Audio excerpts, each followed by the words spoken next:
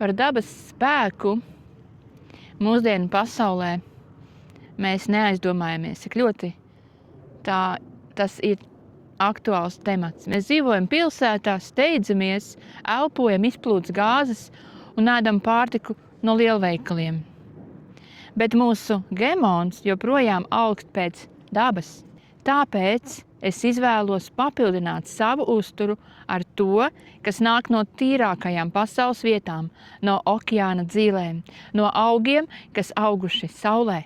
Un es ticu dabas spēkam, kas ir iesaiņots ērtā, mūsdienīgā formātā, lai mēs, steidzīgās sievietes, varētu par sevi parūpēties starp visiem saviem darbiem.